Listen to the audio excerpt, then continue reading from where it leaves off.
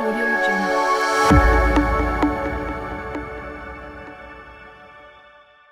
Hello again. This is Brian Wallace at CLA, the Laundry Association. I wanted to give you a February 26th update on all the advocacy work that we do here at the association. As you well know, the legislative and regulatory front is always a challenge, and we're here as an association together to make sure that we can protect our interests from any adverse legislation out there. So let's begin with the microfiber filtration mandates. The issue has gotten more widespread this year. These are the sets of legislation that would require each and every washing machine to have its own onboard microfiber filtration system down to 100 microns on every single washing machine, as I said. So we've been very active and engaged in this work going back to over the last 2 or 3 years. Right now, we're engaged in both Illinois, New York, and New Jersey, where we have a lobbyist on board in each of those cases,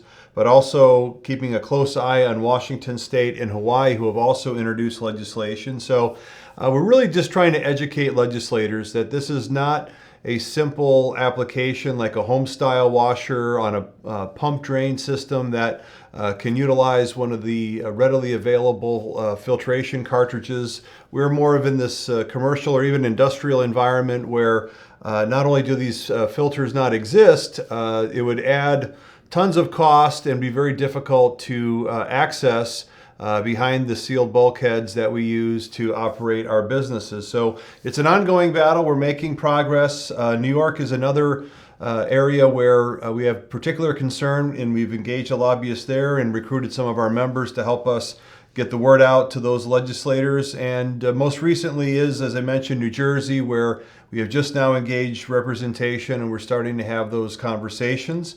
I had a chance to testify remotely in the case of Washington State. We're keeping a close eye on it, and we're also keeping an eye on Hawaii. So we feel like the more we can get the word out, the more we can sort of set precedent in these states by primarily just exempting commercial washers from the mandates is the best thing we can do on behalf of the industry and try to save us many millions of dollars collectively, given not just the increased cost to redesign these washing machines, access the filters, but also the maintenance that would be required to maintain a system like this. So we continue to work very diligently in that regard.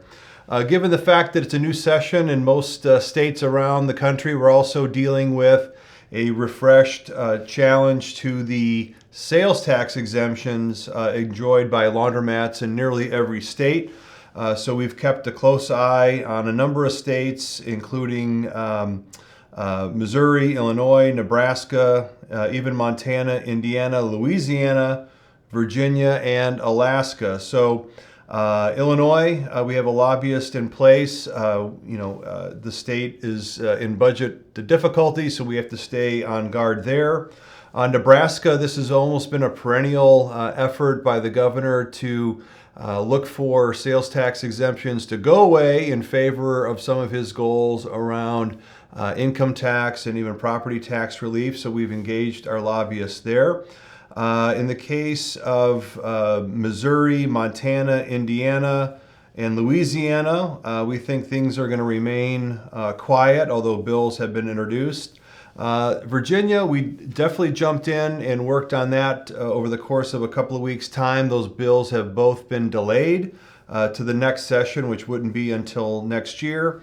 And in the case of Alaska, we are keeping a close eye as that might have the potential to move forward. So I'd say that the two most challenging spots would be Illinois and Nebraska at the moment. So we are in a position, again, of educating legislators about the fact that laundromats are uniquely qualified for a sales tax exemption based on the service that we provide, which is an essential public health service of clean clothes. The folks to whom we are providing that service, who are generally lower income families from under-resourced neighborhoods who can least afford in today's climate to spend more for essentials like laundry, but also the fact that it's very difficult to collect sales tax in the laundromat and because it's a vended transaction. So we'll continue to hone our skills there, continue to represent your interests. And if you need any updates on any of that, you can always reach out to me, Brian, at laundryassociation.org. Any issues that are catching your eye locally that you think we ought to be aware of, again, please reach out to us.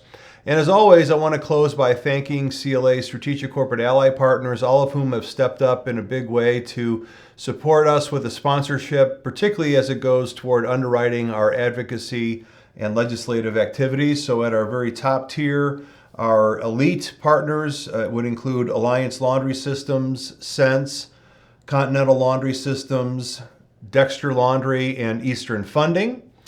And at our premier tier, I'd like to thank CleanCloud, Laundrylux, and our good friends at Setomatic for stepping up to help. So again, we appreciate your diligence when it comes to all the advocacy issues. We're out here representing you, and I'll be back soon with yet another update. Audio Jungle.